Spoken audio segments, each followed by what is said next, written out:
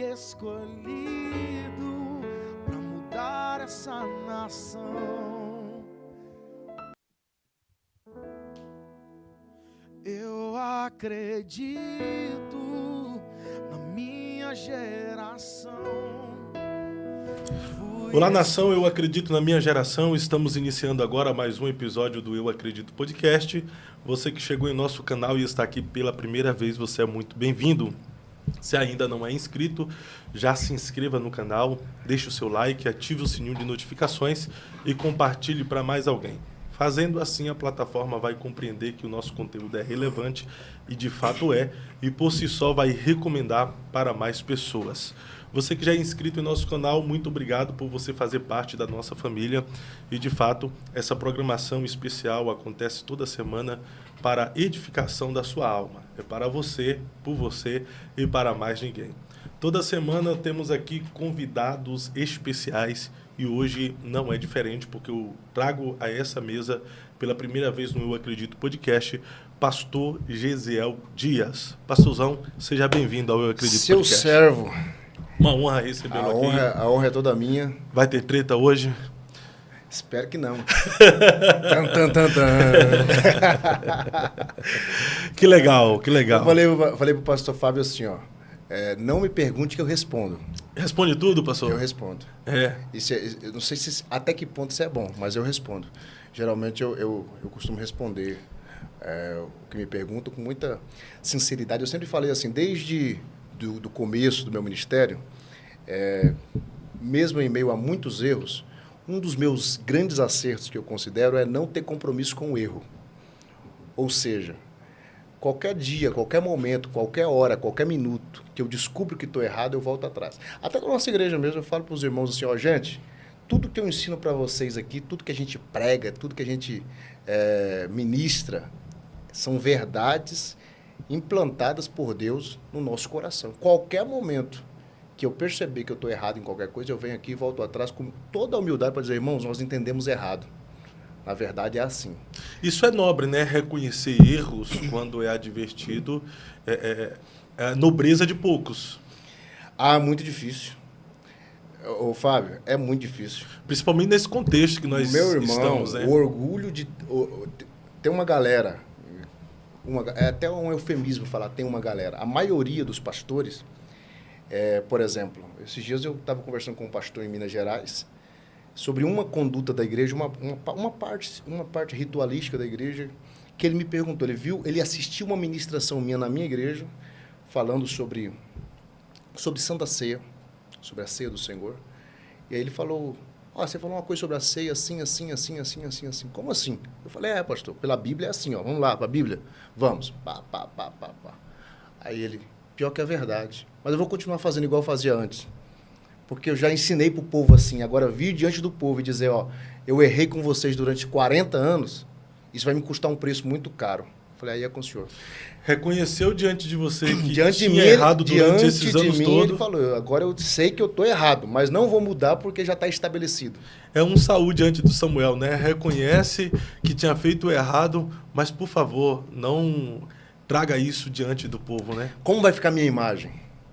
Eu sempre falo, é impossível você ter a mesma preocupação, o mesmo nível de preocupação com a sua integridade e com a sua reputação. Tem hora que para ser íntegro, você vai ter que escolher perder ou ter a sua reputação danificada. Verdade. É melhor manter-se em integridade do que a boa reputação. Infelizmente, às vezes as pessoas tocam tanto na nossa reputação a fim de tocar no nosso caráter. Mas o nosso caráter não pode ser tocado por causa da reputação. Porque nem sempre o que as pessoas dizem ao nosso respeito revela aquilo que de fato nós somos. E tem coisa que somos para os homens que não somos para Deus. E tem coisa que somos para Deus que nunca fomos para os homens. É isso mesmo. Então, tipo assim, integridade, a palavra íntegro, ela vem da palavra inteiro. O quão inteiro eu sou diante de algo que eu falo ou faço. Então, tem pessoas que a boca está em um lugar, mas o coração... o próprio Senhor falou, vocês me louvam com os lábios, mas o vosso coração está longe de mim. Tipo, eu tenho os lábios de vocês, mas não tenho o coração de vocês. o profeta Elias chegou para Obadias e falou assim, tu tens um coração para comigo? Ele disse, eu tenho, então me dê suas mãos. Mãos fala de serviço, coração fala de lealdade. Antes de pedir as mãos, ele pede o coração. Eu não posso ter as mãos de quem eu não tenho o coração. Uau. Porque se eu tenho as suas mãos, mas não tenho o seu coração, a primeira oportunidade você vai me trair. Judas deu as mãos para Jesus, mas nunca deu o coração. Isso é forte. E tem muita gente que sempre nos dá as mãos, mas não nos dá um coração. E eu ouvi do pastor Arão Xavier, há alguns anos atrás, uma frase que me ajuda muito no ministério.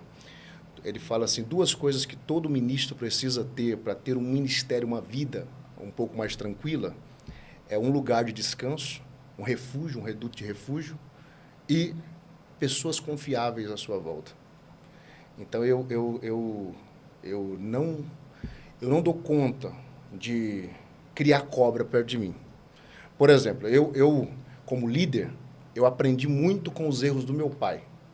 E um dos erros que meu pai, talvez até assistindo agora meu pai, mandei o link lá no grupo da família. Ah, deve estar lá já. E um dos maiores erros do meu pai como líder foi aquele coraçãozão, assim, sabe, de querer ganhar todo mundo. Sim. Eu não quero ganhar todo mundo.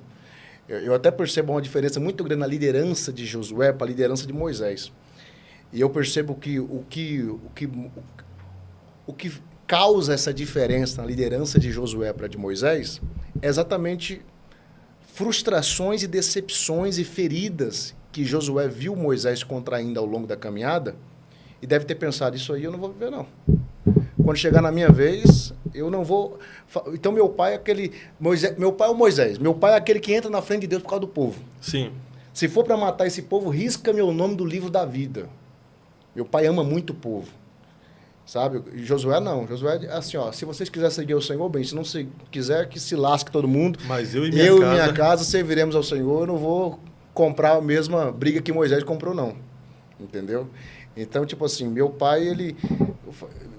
sabe aquele obreiro ruim? Sim. Aquele obreiro calo no sapato do pastor? Meu pai ainda cuidava e ficava... E eu não. Eu convido o irmão a se retirar. Esse dia também eu falei, você não quer ir embora, não? Como assim, pastor? Você não está feliz aqui. Eu não quero ninguém que não esteja feliz aqui. Procura uma igreja que você se identifique, que você esteja feliz, que você vá com o coração, sabe, cheio daquela visão, daquela palavra que Deus deu para aquela liderança. Você não precisa estar aqui feliz, eu não vou te amaldiçoar se você sair. Você está mandando eu embora? Então, eu quero ver você feliz, porque se você estiver aqui infeliz, com o seu corpo aqui, seu coração não estando aqui, você vai ser um joio. Você vai ser veneno aqui. E vai ser um calo no sapato do pastor. Vai ser um problema para mim, vai ser um problema para você, vai ser um problema para a igreja. Então, eu sempre tentei andar nesse caminho e tem dado certo. E a pior coisa é a pessoa estar em um ambiente onde ela não se sente bem, né? Então, é melhor sair do que ficar atrapalhando a sua própria vida e atrapalhando a vida dos outros. Mas, pastor Gesiel, o senhor começou aí com a sua fala dizendo que tudo que lhe pergunta, tu responde. E, tu atribui isso aí como uma qualidade ou como um defeito? Os dois. Porque existem 3 tipos de verdades. Tem verdades que devem ser ditas em qualquer lugar, a qualquer pessoa, em qualquer ocasião. Tem verdades que devem ser ditas só se te perguntarem. E tem verdades que nem se te perguntar você deveria falar. Mas Agora, saber quais o que de fato deveria ter sido dito, o que de fato não deveria ter sido dito, a gente só vai descobrir lá na frente, né? Porque tem tantas situações que todo mundo vai contra. Rapaz, você não deveria ter falado aquilo, mas depois, olha só. Todo gênio, em seu tempo, foi tido como louco, né? Lembra do Enéas? Todo mundo falava, xingava o cara, dizia, esse cara é um maluco, é um louco. Hoje o pessoal fica pegando os vídeos dele não sei quantos anos atrás e dizendo, olha, ele falava que ninguém tinha coragem de falar. O melhor presidente que o Brasil não teve. O melhor presidente que o Brasil não teve, por aí vai. É desse jeito. Mas isso também revela o quanto a pessoa é de verdade. Nesse tempo que nós estamos vivendo de tantas pessoas de mentiras, pessoas falsas, está faltando pessoas autênticas, que se revelam de fato como elas são. Eu trago pessoas aqui para sentar na mesa, são diversas, né? E É claro, a maioria que vem aqui são de verdade, mas a gente percebe que algumas pessoas que sentam aqui para conversar, fora da mesa, ela é uma pessoa, mas quando sentam aqui e a gente começa um diálogo, ela traz à tona alguém que você mesmo desconhece quem ela é. Eu acho que até ela mesma se desconhece quem ela é. Então, quando você responde tudo, isso revela uma identidade sua, né? Autenticidade. E é o que falta para essas pessoas. Eu penso que eu não daria conta de viver de outra forma. Para o senhor ter ideia, hoje eu não sou um itinerante. Embora, por exemplo, estou pregando aqui em Curitiba agora, estou a convite. Ontem ministrei numa igreja, Deus fez coisas tremendas. Hoje vou estar em outra igreja. Mas hoje eu não atendo a maioria dos convites que me fazem. É porque, como pastor de igreja, eu seleciono muito bem onde eu vou. Eu vou em lugares que Deus mesmo fala comigo. Confirma no meu coração e fala, vai lá. Então, geralmente, quando eu vou, já sei que vai acontecer alguma coisa especial, diferente, porque... Por quê? Não é o caso de todos os itinerantes, porque tem pessoas que têm na sua essência essa coisa amistosa com todos.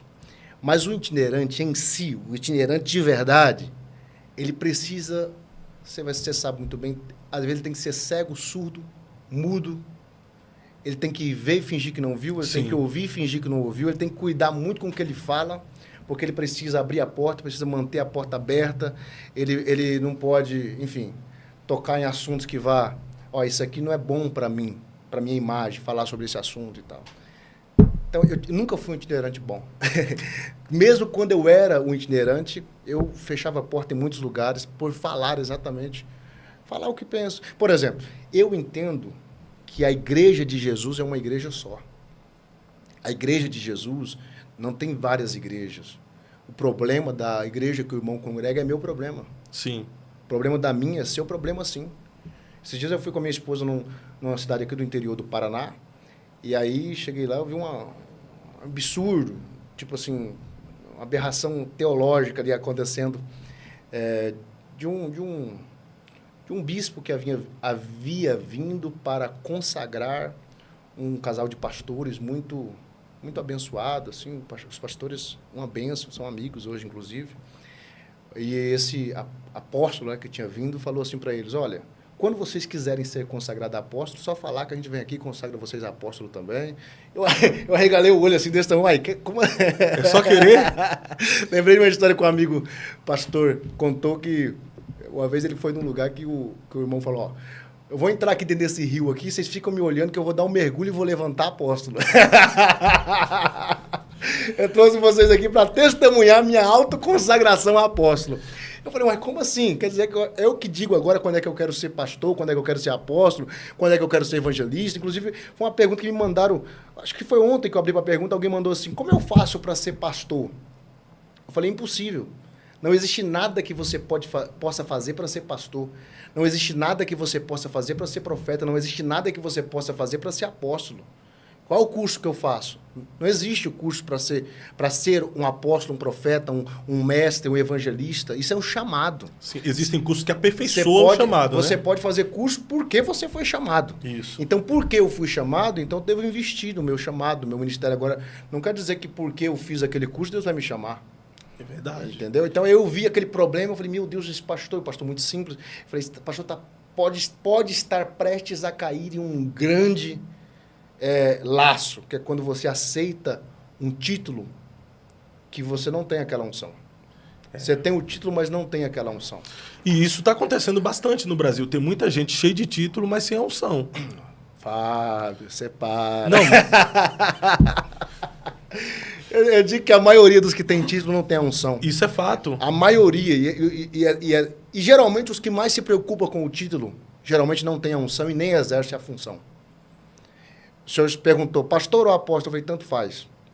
Por quê? Porque a maioria dos apóstolos que eu conheço não tem o título de apóstolo. Mas apóstolo é um título para esse tempo? Esse apóstolo é um ministério vigente para tempo? hoje, agora? Uhum. Segundo a Bíblia, sim.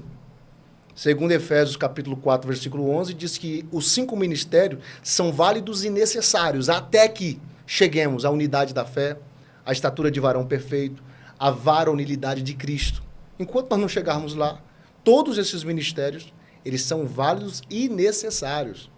Tem gente que fala assim, o último não foi Paulo, É porque as pessoas falam que a qualidade para ser um apóstolo, dentre tantas, era ter visto Jesus, ter acompanhado o ministério de Jesus. Coitado né? de Paulo, tá fora já, né? Não, mas ele viu, teve aquele encontro, aquela experiência com Jesus, né? Aonde? No caminho para Damasco. Saulo, Saulo, por que tu me persegues?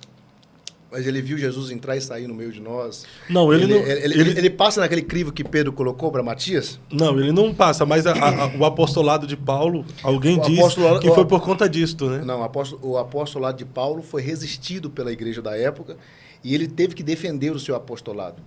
Ele teve que dizer, os sinais do meu apostolado foi manifesto no meio de vocês. Ele foi dizer o que era, de fato, os sinais que confirmavam o seu apostolado. Sim. Agora, esses sinais, esses que Paulo fala, esses tem que ter na vida daqueles que se dizem apóstolo nos dias de hoje. É claro que se eu for pegar uma questão semantical, todo mundo é apóstolo. O senhor é um apóstolo, que apóstolo significa enviado. Então, todo missionário é um apóstolo. Sim. Se eu for pegar pela questão da semântica, aquele que é enviado é um apóstolo. Ok? Então, se formos pegar na questão semântica, então sim, já está estabelecido, quando aparece a palavra enviado na Bíblia, ali no grego é apóstolo, já é apóstolo. ou apóstolos, ok? E na Bíblia nós vamos ver depois de Paulo, Barnabé, que também é chamado de apóstolo. Nós vamos ver, depois de Paulo, Timóteo, que também é chamado de apóstolo. O próprio Matias, né? Matias, que é chamado de apóstolo. Vamos ver até Júnia, que há uma grande discussão se era homem ou se era mulher, que também é chamado de apóstolo. E aí? Então, Paulo não foi o último nem de longe, nem profeta. Tem gente que fala, João Batista foi o último profeta. Pelo amor de Deus, irmão. Pelo amor de Deus. Vai ler a Bíblia. Quem foi o último profeta? O Fábio Santos. Gente, a Bíblia está cheia de profetas. Aliás, você não vai ver uma pessoa na Bíblia, você não vai ver uma pessoa no Novo Testamento com o título de pastor. Não tem. Não tem. Você não vai ver um na Bíblia, você vai ver a Pacente, você vai ver o apóstolo Paulo dizendo para os irmãos que tinha pastores e para eles honrarem esses pastores. Timóteo foi um jovem pastor também, né? Mas não tem um texto dizendo assim, Timóteo, você é pastor. Timóteo, o pastor. Não tem. Ou seja, não estou dizendo que ele não era, ele era sim. Eu tô só querendo dizer que profeta tem. Profeta tem. Tem na Bíblia o profeta Ágabo, por exemplo. Tem na Bíblia assim, ó, sujeitai aos vossos pastores. Isso, esse tipo de texto tem. Mas que pastores seriam esses? Dizendo que existiam pastores, que tinham pastores, mas não tem uma pessoa na Bíblia dizendo, essa pessoa era pastor. Tem dizendo, por exemplo, o apóstolo Pedro, vá lá e apacente os meus cordeirinhos. Quem que apacenta? Pastor. Logo eu sei que ele era pastor. Sim. Mas não tem uma pessoa na Bíblia, no Novo Testamento, dizendo, ó, fulano de tal era um pastor. Não tem. Agora, tem presbítero, tem profeta, fulano de tal era um profeta, como Ágabo, por exemplo. Como o próprio Barnabé foi chamado de profeta, o próprio apóstolo Paulo foi chamado de profeta. Inclusive, nós valorizamos muito o ministério pastoral, mas a doutrina da igreja primitiva, ela era firmada em cima daquilo que passava os profetas e os apóstolos.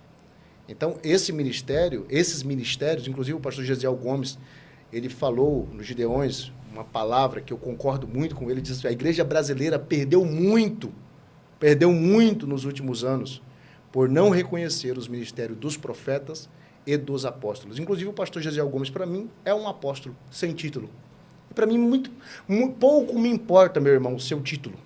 Até porque a maioria dos apóstolos que se dizem apóstolos no Brasil hoje não são apóstolos. Nem sabe o que é ser apóstolo. Mas você há de concordar comigo que a maioria se auto-intitulam como apóstolo, mas por uma questão de vaidade, né?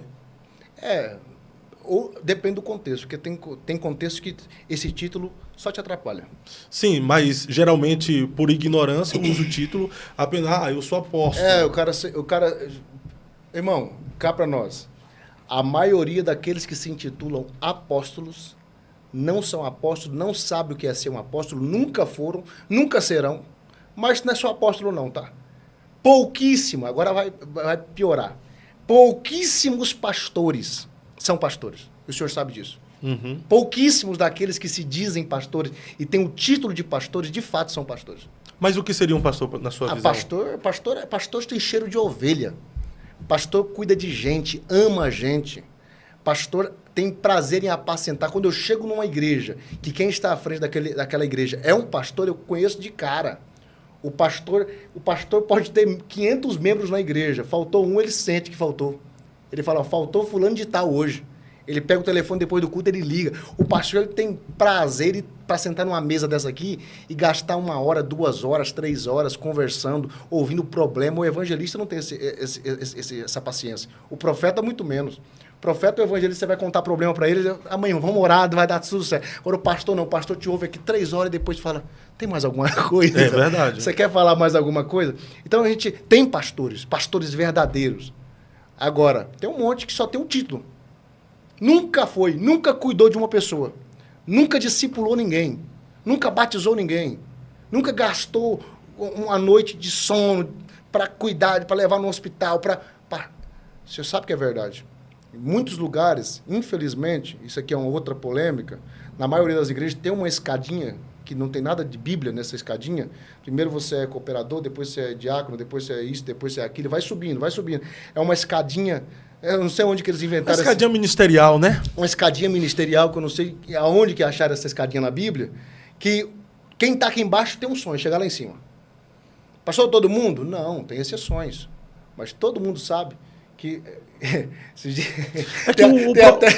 o próprio Paulo disse que quem almeja o episcopado boa coisa faz também. Mas o episcopado é o quê? É a escala ministerial, né?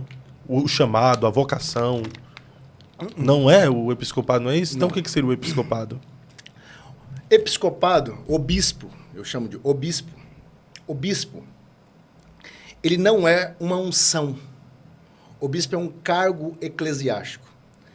Que diferente do pastoreio, do apostolado, do ministério profético, evangelístico e de doutor, é algo que eu posso desejar. E posso ser bom nisso, posso treinar para ser. Segundo a própria palavra de Deus, aquele que deseja isso, deseja uma coisa excelente. Quem que é o bispo? O bispo é o líder da organização. O bispo, ele é... Não seria um ministério? Não, no sentido de trabalho, sim, porque ministério... Sim.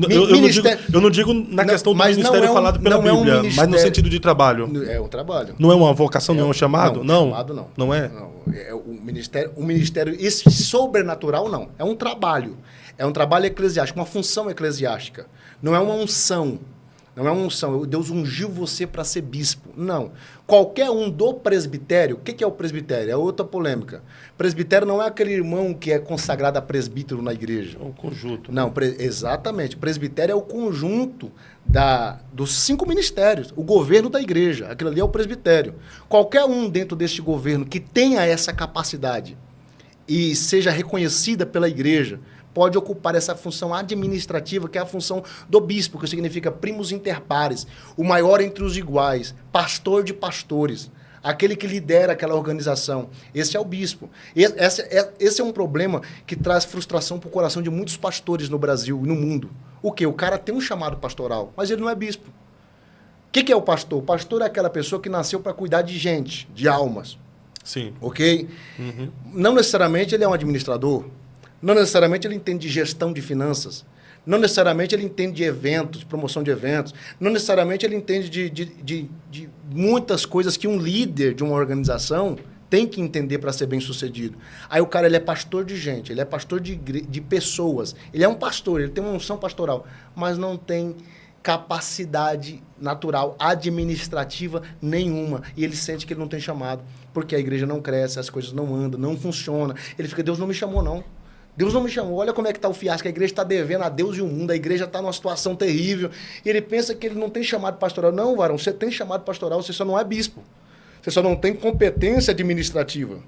Mas pode aperfeiçoar? Pode aperfeiçoar, pode treinar, pode fazer curso para você se tornar um bispo. Quer ver um grande bispo, que muita gente não gosta dele, mas é um grande bispo, talvez nem sei se é pastor, mas bispo ele é, Edir Macedo.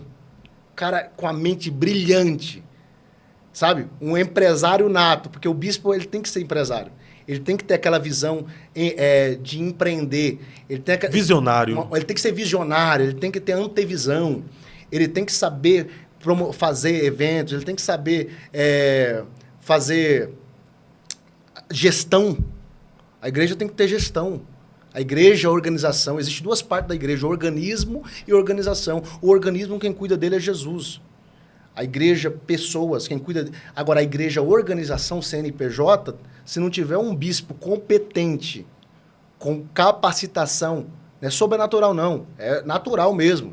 Competência humana. Claro que quem dá essa competência também é Mas Deus. para isso não deveria também, além de tudo, ser chamado por Deus para tal? Tem que ser chamado por Deus. Um bispo que não seja nem profeta, nem pastor, nem evangelista, nem doutor, nem mestre, ele é ilegal. Ele é um usurpador. Ele não deveria estar ali. Ele pode ter toda a competência do mundo. Ele pode ser uma... Inclusive, eu tive uma experiência fantástica. Eu estava pregando na cidade de Counis, estado do Mato Grosso. E foi uma noite incrível. O paralítico andando nesse dia, um monte de almas, uma multidão de almas se entregando para Jesus. E, de repente, veio para frente um homem, um senhor já, cabelos grisalhos, devia ter ali os seus 50 anos de idade, 50 e alguma coisa. Quando esse homem veio para frente, a igreja pipocou, assim, sabe? Deu glória e tal. E eu falei, esse cara deve ser muito amado pelo povo. E aí o pastor da igreja falou no meu ouvido que ele era um dos homens mais ricos daquela região. Uma região rica, uma região que mexe com exportação de madeira para o mundo todo. E aí esse homem chamou o pastor da igreja, que é meu amigo, o pastor Gilvan, chamou ele no cantinho do altar lá e cochichou no ouvido dele algumas coisas, e lá veio um pastor falar comigo. Muito feliz com o que tinha acabado de ouvir. Ele naquele dia estava dando uma oferta para a igreja de 20 mil reais e falou assim, olha, eu nunca senti na minha vida o que eu senti ao ouvir esse menino pregar. A minha vida inteira, tudo que eu conquistei, tudo que eu sou... Não, olha, eu nunca senti uma alegria, algo sobrenatural, igual eu senti hoje. Eu tenho dinheiro, mas não tenho paz. Eu tenho dinheiro, mas não tenho alegria. Eu tenho dinheiro, mas... E eu quero... Hoje eu determinei no meu coração que eu vou vender tudo que eu tenho. Olha o que ele falou. Vou vender tudo que eu tenho e vou virar um pastor. Vou virar um profeta, igual ele. E vou deixar só alguma coisa aí para me manter, mas eu vou ser pastor. O pastor veio feliz me contar isso. E eu, na hora que eu ouvi aquilo, fiquei muito mais feliz. Quando eu fui falar para a igreja aquela notícia, irmão, olha o que o homem acabou de dizer. O Espírito Santo falou para mim, diga para ele que eu não chamei ele para isso. Diga para ele que ministério não é para quem quer, é para quem é escolhido. É isso. Sabe? Foi tão impactante para mim que eu tremi, chamei ele, e tive que ter sabedoria para dizer para ele assim, olha, o teu chamado, o teu ministério é contribuir, é ofertar, é semear. Você pode não, deve. Toda a igreja, irmão, eu sempre falo que todos os 5 ministérios, toda a igreja, em certo nível, tem. Toda a igreja, todo irmão na igreja, em certo nível, é um pastor. Porque o trabalho de discipular não é algo que Deus deu para uma pessoa na igreja, é para toda a igreja. Todo mundo tem que fazer discípulo. Todo mundo dentro de uma igreja, em certo nível, é um evangelista. É mandamento, né? Ir de fazer discípulos. Exato. Né? Em certo nível, todos na igreja são evangelistas. Ou não? Sim, todo mundo. O ID por todo mundo não foi para um grupo de pessoas, foi para todos aqueles que se intitulam discípulo de Cristo. Em certo nível, todo mundo é um profeta. Você tem que ter cuidado com as suas palavras. Sim. Tem poder as suas palavras. Em certo nível, todo mundo é um mestre. Porque se todo mundo está aprendendo e ensinando o tempo todo. Então, em certo nível, a igreja... Agora, existe um nível sobrenatural. E nesse nível sobrenatural, eu falei para ele o que o Espírito Santo mandou falar. Deus não te chamou para isso. Ele deu uma tristeza no coração dele na hora. Mas como assim eu queria ser? Pois é. Mas isso aqui não é algo que eu digo eu quero ser. E me torno, porque eu quero ser. Eu sou chamado. E o Senhor não te chamou, mas Ele te chamou para isso, para isso, para isso, para isso, para isso, para isso. E Ele está lá servindo a igreja, prosperando, enriquecendo ainda mais. E uma bênção. Mas quando eu cheguei no hotel, que eu fui dormir, eu fui constrangido pelo Espírito Santo. Chorei muito aquela noite, pelo Espírito Santo mostrar para mim que aquilo que Ele me deu, pessoas dariam tudo para ter. Tem gente que daria a sua casa, seu carro, daria tudo que tem para ter a unção que você tem. E isso não se compra com dinheiro. Ô, pastor Gisiel, e como saber se eu sou escolhido ou se eu só quero? Aí tem vários sinais. Você tem que ter uma testificação. Por exemplo, Se você tiver um desses sinais só, não valida o teu ministério. Um dos sinais é aquilo que ele teve no coração dele. Desejo. Desejo. Então, o Espírito Santo testifica no seu coração aquele desejo. Existe algumas coisas que têm que ser ativadas na vida dos crentes. Identidade, chamado, propósito e ministério. São coisas diferentes. Identidade é quem eu sou em Deus. Chamado é qual é a minha missão de vida. Propósito é o bom motivo. Propósito é o mesmo que porquê. Motivo. Se eu não tiver um bom motivo, eu paro. Mas quando eu tenho um propósito, eu tenho uma causa. Então eu não vou parar. E ministério. O ministério é literalmente o trabalho que eu vou fazer. Porque o meu propósito não é pregar. Esse é o meu ministério. Esse é o meio pelo qual eu cumpro o meu propósito. Como que eu descubro essas coisas? Primeiro, com aquilo que o Espírito Santo testifica dentro do meu coração, porque é algo tão forte que, por exemplo, eu vivo disso. A Bíblia fala, aquele que vive para o ministério, que viva também do ministério, que viva do altar. Mas eu pagaria para fazer o que eu faço. Já paguei muitas vezes. Não só já fui em inúmeros lugares que não recebi um centavo, como já paguei para ir. Já fiz totalmente... Agora mesmo estou indo num lugar agora, semana que vem, onde eu falei para o pastor, Deus colocou no meu coração, eu estou indo, eu estou fazendo todas as minhas despesas, o senhor não precisa preocupar nem com o hotel, deixa que eu vou pagar, não me dá um centavo de oferta, eu queria servir sua vida, queria abençoar essa igreja. Algo que Deus colocou... E Deus sempre mandou fazer isso. Eu perdi as contas de quantas vezes eu fui em lugares que Deus não deixou levar oferta.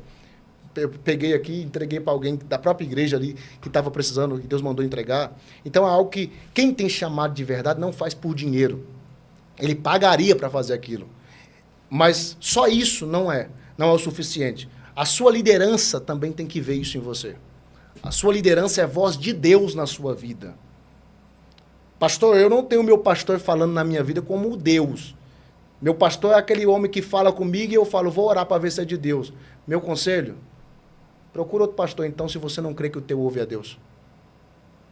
Porque cá para nós, na Bíblia, o homem de Deus era a representação do próprio Deus. Sim. E quando Deus falou com Samuel, falou com a voz de Eli, seu líder. Por isso que ele confundiu, foi até ele. Ele correu e falou, eu ouvi a sua voz me chamar. Olha que coisa forte. Primeira vez que Deus fala com o menino Samuel, e olha que Eli estava caído, tá? Eli estava caído, ele estava num momento da vida dele decadente. Mas Deus não quebra os princípios que ele mesmo estabeleceu. Eu sempre falo, só tem uma coisa acima de Deus, sua palavra. Salmo 138, porque Deus elevou sua palavra acima do seu próprio nome. Deus não quebra o que ele falou. Então, Então, seu líder tem que ser voz de Deus na sua vida. Engraçado que o que Deus foi falar com Samuel era contra o líder dele. Mas Deus não fala com Samuel sem antes o líder dele abençoá-lo para seguir aquela voz. Olha que coisa forte. Na terceira vez ele fala assim, meu filho, se essa voz te chamar de novo, diga, fala, Senhor, que o teu servo ouve. Naquele momento o princípio foi cumprido. E o que Deus vai falar contigo, pode obedecer, tá? E a palavra de Deus era exatamente, eu vou derrubar esse sacerdócio que está aí. Vou fazer uma coisa grande em Israel. Quem ouvir lhe tirarão ambos os ouvidos. Sim. Ó que coisa tremenda. Ana orou a Deus pedindo um filho. Em momento algum apareceu um anjo para dizer para Ana que ela ia ter um filho. Mas quando Eucana foi orar agradecendo por Samuel, a oração dele é, Senhor, como tu disseste, tu fizeste. A minha pergunta foi, quando foi que Deus falou alguma coisa? Sabe quando foi que Deus falou? Quando Eli disse, levanta minha filha e vai, e o Senhor conceda a petição do seu coração. A voz do pastor dela, para ela, era a voz de Deus para ela. Uau, perfeito. Então, se você não tem confiança no seu líder para segui-lo, para obedecê-lo, para acreditar na visão que Deus deu para ele, eu acho que você deveria procurar outro lugar. Então, se o seu líder vê em você um chamado, já começa a ativar a sua anteninha, que talvez você não está vendo, mas seu líder já está vendo. É óbvio que só seu líder vê e você nunca vê, não é um sinal completo. Como eu falei, um tem que complementar o outro. E terceiro, a igreja reconhece. E só se você vê e o líder não vê? Ah, vai ver, uma hora vai ver. Ou então Deus mata aquele líder, tira e coloca outro. Uma hora vai ver. Se Deus tem contigo... Olha que coisa tremenda. Quem foi o cara que mais perseguiu Davi? Saul. Mas da boca do próprio Saul saiu, meu filho Davi, tu serás rei em meu lugar. Deus nunca vai quebrar esse princípio. Deus nunca. E o chamado também queima os ossos, né? Queima, meu irmão. O profeta Jeremias falou assim, ó, o senhor me enganou. O senhor me atraíste como se fosse... Tu me atraíste como a isca, como se fosse... Porque Deus não fala o que você vai passar. Deus só fala onde você vai chegar. Sim. Se Deus falar o que você vai sofrer, você desiste. Eu contei minha história pro carroceiro, quem chorou foi o cavalo, foi o burro. de tanta dor que eu já passei. Eu vou fazer 28 anos de idade agora. Deus nunca conta o processo. Deus só conta o destino, onde você vai chegar. Sabe? Então, tipo assim, você tem que passar. Então, encerrando aqui, como eu sei então que eu sou escolhido ao invés de eu só querer? Você quer muito, isso queima no teu coração. Você orou e isso continua queimando no seu coração. Sua liderança reconhece isso. Terceiro, a igreja, o corpo que você serve, reconhece isso. As pessoas esperam isso de você. Você foi tratado por Deus naquela área. Geralmente, as suas maiores dores estão ligadas ao seu maior ministério, ao seu maior chamado. Uau! Então, esses são alguns sinais que, se você juntar tudo isso, é impossível dar em outro resultado, a não ser qual é o teu chamado, qual é a tua missão. E eu acredito também que quem é chamado não consegue desistir. É aquilo que eu acabei de falar. O profeta Jeremias, ele falou: o Senhor me enganou, o Senhor me chamou, o Senhor me atraiu como que se fosse para uma coisa, hoje eu estou sofrendo tanto. E se eu dissesse agora, não falarei mais no teu nome. Não vou mais profetizar. Vou sair disso. Não tem como mais. Porque é como um fogo que me queima e penetra até nos meus ossos. Faz parte de mim. Você desiste do que você faz, mas é impossível você desistir de quem você é. Uau, perfeito. Pastorzão, voltando ao tema anteriormente que a gente falou, só para nós concluirmos também esse tópico aqui, como a gente consegue identificar um falso apóstolo e um falso pastor? E como identificamos um verdadeiro apóstolo ou um verdadeiro pastor? O apóstolo é mais difícil. Por quê? Porque apostolado, nos dias de hoje, o critério é outro. É o critério do apóstolo Paulo, não é o critério de Matias. E entre eles tem que ter sinais, prodígios e maravilha. Bom, maravilha é uma coisa muito... Cura é uma coisa, maravilha é outra coisa. Sinais e maravilhas. Né? Você tá com o braço doente, eu orar pelo teu braço e teu braço ser curado, isso foi cura. Agora, você não ter o braço, eu orar e teu braço aparecer, isso foi maravilha. E o apóstolo tem que ter esse tipo de sinais no ministério dele. Morto, ressuscitar. Se não tiver, já não é apóstolo. Maravilha seria também mudar a questão do tempo? Mexer com o tempo. Tá chovendo chuva, e você ora. Sim. São coisas que transcendem a cura. São coisas que vai além. Por exemplo, nós oramos esses dias na cidade de Palmas, no Tocantins, a mulher que não tinha um rim. Ela não tinha, só tinha um. Deus colocou o outro lá. Milagre criativo. Apareceu um órgão na pessoa que não tinha. Então, tipo assim, esse tipo de coisas são maravilhas, não são apenas curas. E isso só o apóstolo nos dias de hoje? O apóstolo, não é que só o apóstolo, mas o apóstolo tem que ter. Uma das coisas que ele tem que ter é isso. E outra coisa, o apóstolo ele é identificado por isso aqui, ó. Cada dedo da nossa mão representa um ministério. Esse aqui é o mestre. Por quê? Porque é o menorzinho, não quer dizer que é o menos importante. Ele agarra. Sem ele é difícil segurar certas coisas. Mas o mestre em si, ele é pouco reconhecido. Você conhece pouco... Por exemplo, não tem um mestre estourado no Brasil. Geralmente as igrejas dos mestres são vazias. Geralmente um mestre pastoreia poucas pessoas. A multidão não está... E o mestre não é chamado para os grandes eventos, né? Pega essa. A multidão não está no alto mar, está na praia. A multidão está no raso. Lá vai. Pastores, querem encher a igreja de vocês? Lá vai uma dica. Infalível. Seja raso e superficial. A sua igreja vai se encher. Quer ter pouca gente na igreja? Seja profundo. Porque você vai na praia, você filma de cima, o helicóptero passando. Uma multidão no raso. Um ou dois lá se aventurando no fundo. Porque a multidão não querem. A multidão não quer águas profundas. Só quer ir para o fundo os discípulos. Então o mestre sempre vai ter pouca gente acompanhando ele. Depois vem o pastor, que é isso aqui, o dedo da aliança. O pastor, ele é o único que não fica em pé sozinho, tá? Os outros levantam, mas o pastor, para levantar, tem que levantar todos juntos. E o pastor é do compromisso. Então o pastor, ele pega com você ali e ele vai até o final. O pastor compra a briga das pessoas. O pastor tem que estudar muito inteligência emocional. Porque tem muito pastor em depressão. Porque resolver problemas sem entrar neles é um desafio muito grande. Depois vem o evangelista. E só dar um adendo aí, o pastor é aquele que parece que ajuda todo mundo e quando precisa de ajuda não é ajudado, né? O pastor, assim como profeta, é muito solitário. Sim. Muito solitário. Aí vem o evangelista, que é o maior de todos. Geralmente, quem é evangelista? O evangelista é aquele que tem mais visibilidade. O evangelista geralmente é aquele mais famoso, que tem mais seguidor no Instagram, que viaja, que prega em grandes eventos. O evangelista, ele é dinâmico. O evangelista, ele gosta de explosão. O evangelista é cruzada, é multidão. Depois vem um profeta. Não precisa nem dizer por que esse aqui é o profeta, né? Mas não é só porque aponta o dedo, não. O profeta é aquele que dá destino. O profeta é aquele que aponta o destino.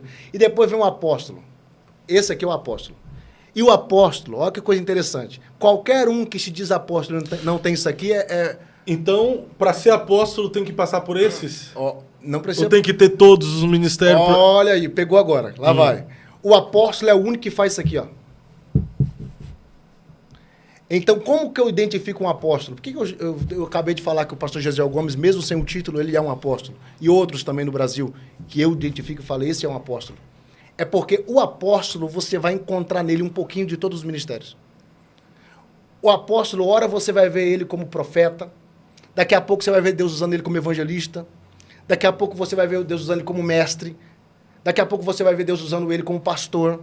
Então, o apóstolo é o único que faz isso aqui, ó. Ele carrega, porque o apóstolo ativa, o apóstolo desata. Eu sempre falo, quem ressuscita Lázaro é Jesus, mas quem desata são os apóstolos. Desatai-o e deixai-o ir. Me aponta um apóstolo no Brasil. Luiz Hermínio. Esse é apóstolo de verdade.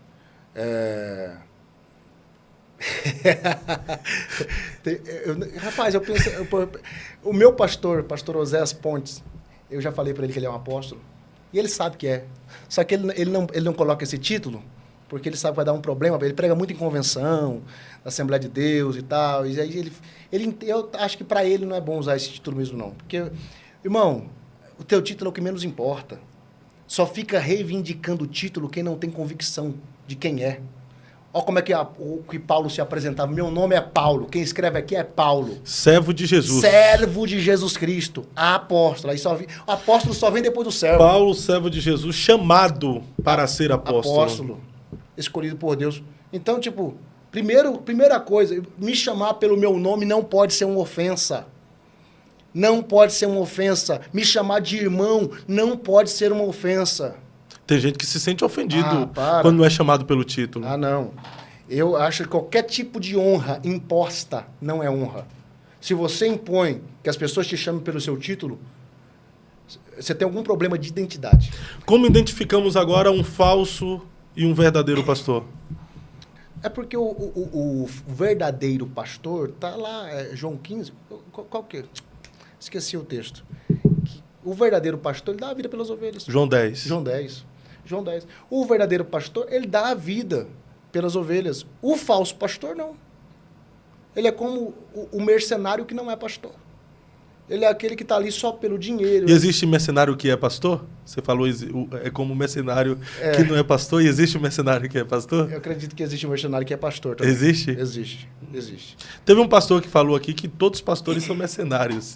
O pastor Lincoln Romano, ele tem uma teoria que ele fala que todos os pastores são mercenários, mas a visão... Eu estou para concordar com ele.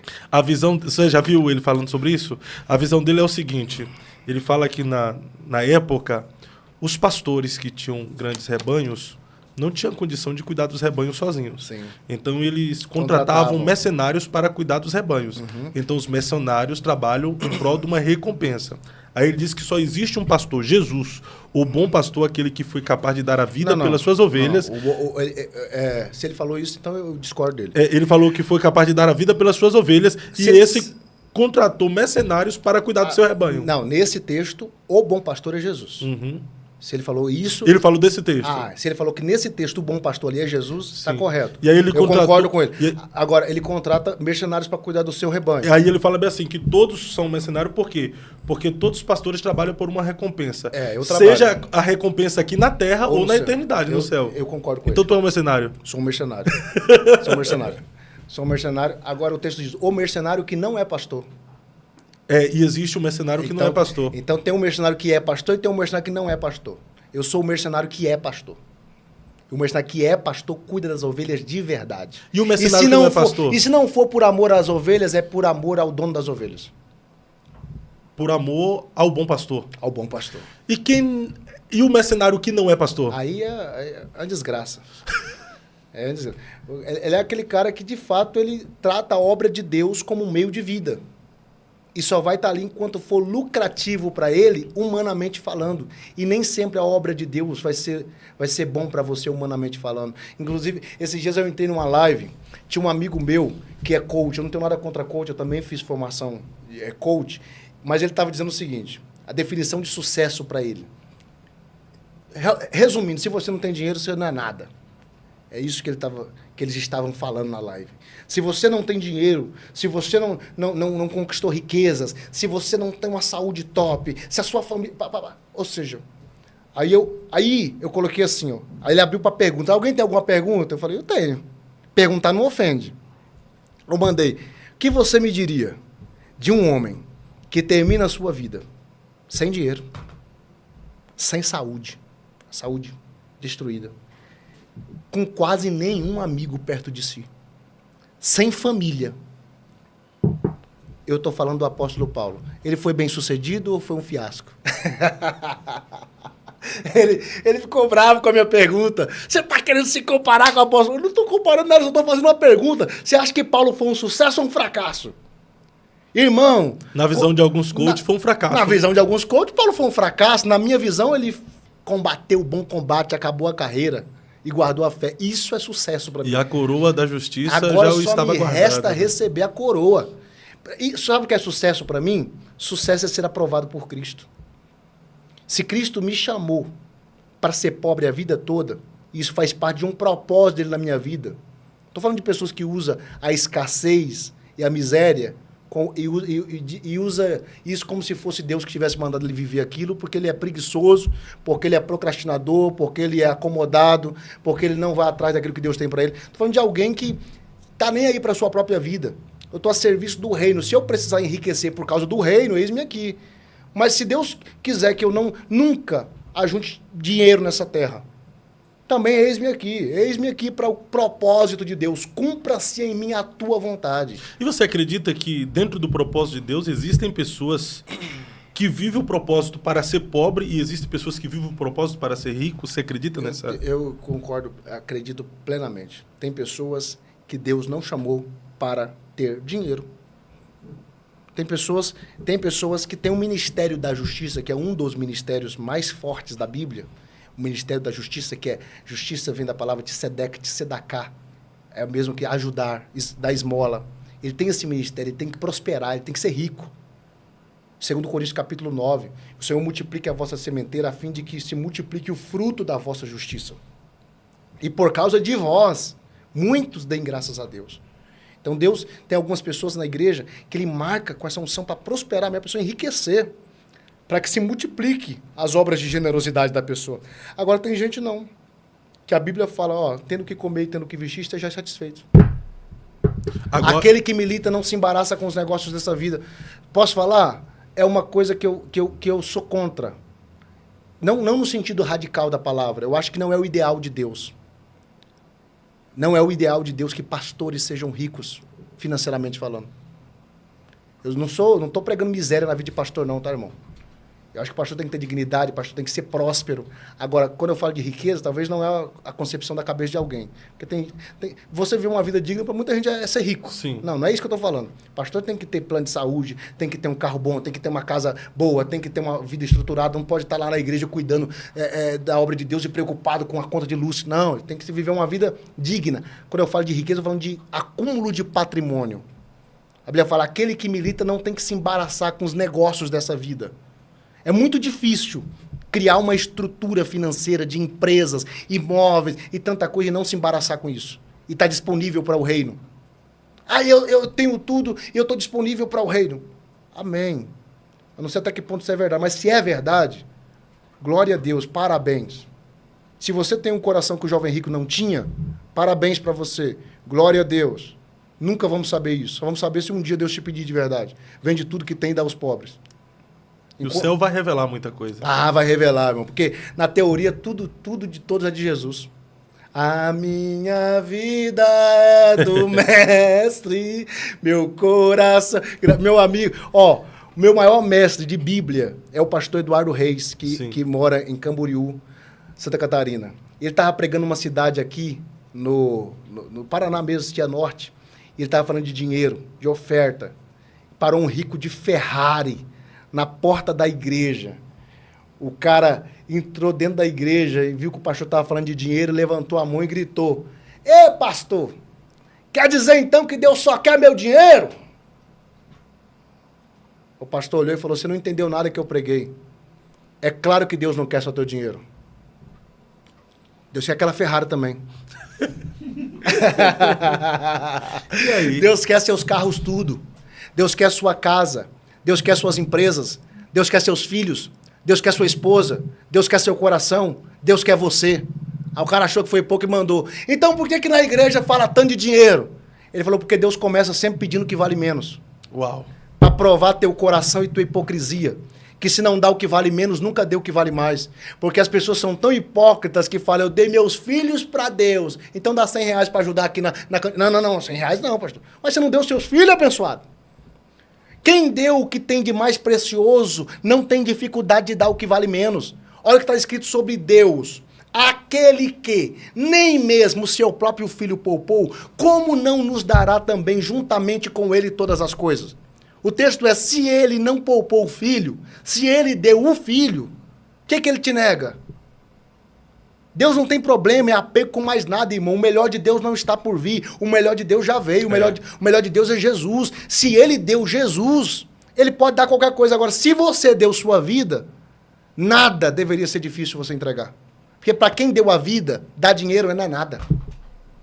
Então, tem um monte de pastor que fala assim: eu tenho esse aqui, eu tenho minhas riquezas, meus acúmulos de patrimônio, mas o meu coração não está nisso. Nunca vamos saber. Só vamos saber o dia que Deus te pedir. E acredite, toda vez que ele te pedir alguma coisa, não é porque ele está precisando, é só para provar teu coração e às vezes te revelar para você mesmo. Porque às vezes a gente se engana. Quantas vezes eu já me enganei achando que eu era uma coisa e Deus me provou que eu não era o que eu pensava que eu era. Quantas vezes eu pensava que eu era bonzinho e Deus me provou que eu era mau. Então, assim, eu acredito sim, tem pessoas que Deus... Riqueza na Bíblia é um dom, Fábio. Sim. E dom não é para todo mundo. Mas essa questão de viver uma vida digna não seria para todos? Porque prosperidade, sim. Da mesma forma que o senhor falou aí... Isso eu concordo. Que o pastor precisa todo, né? Viver uma vida digna. Eu acredito. Não seria para todos também viver... Porque, assim, ser pobre não é viver na miséria. Eu tô falando o seguinte, concordo com você.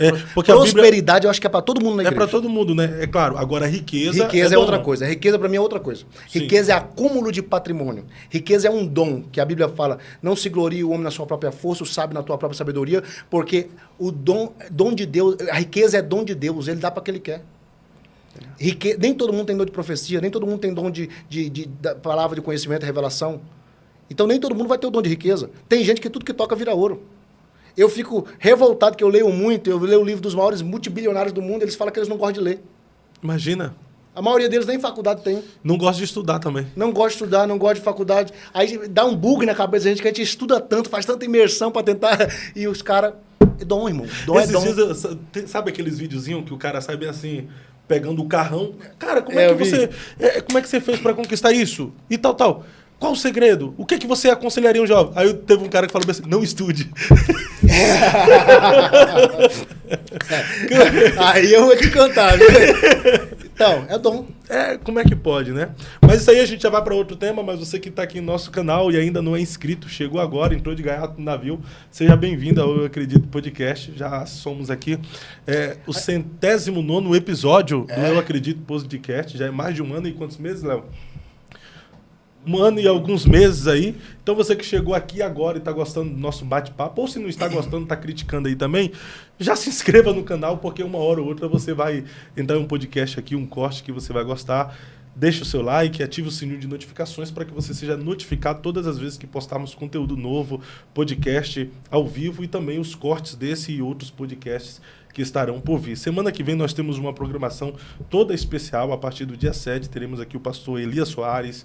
Na quarta-feira, pastor Jarmute Jordão, dia 8. Dia 9, pastor Carvalho Júnior. Hoje na mesa estou aqui com o pastor apóstolo Gesiel Dias, compartilhando um pouquinho do depósito de Deus em sua vida. O senhor ia falar algo agora?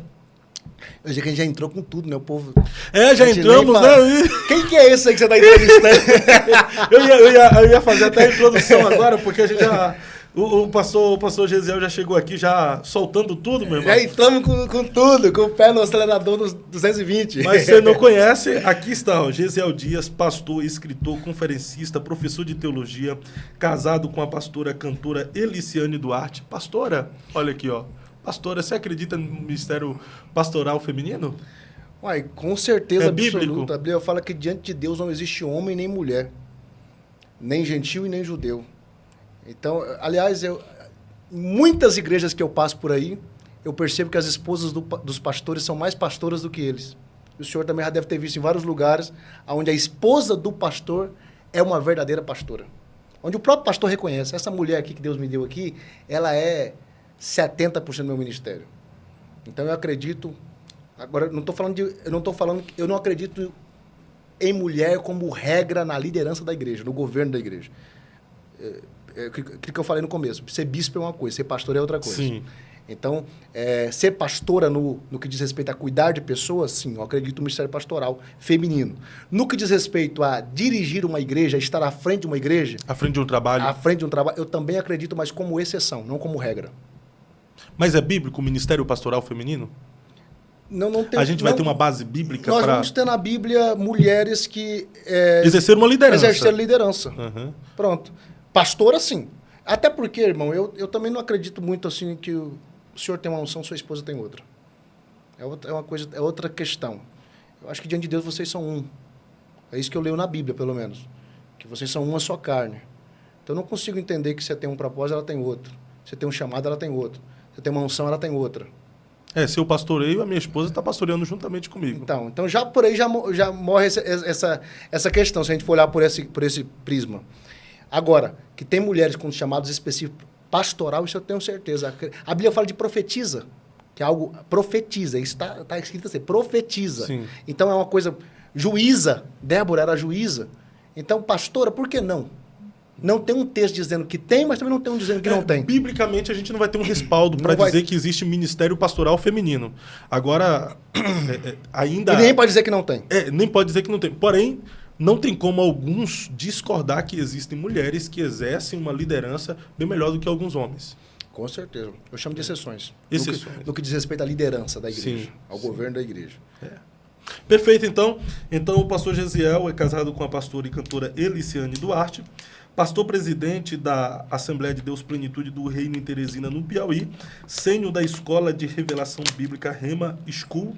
Começou a pregar aos 6 anos de idade e tem dedicado toda a sua vida à causa do Evangelho, viajando por todo o Brasil e exterior, exercendo o ministério da pregação da palavra, marcado por sinais, maravilhas e manifestações variadas do Espírito Santo. Aqui está um pouquinho do seu currículo. Mas e o Gesiel como pessoa, como ser humano? Como é que você se identifica? Isso aí que vocês estão vendo.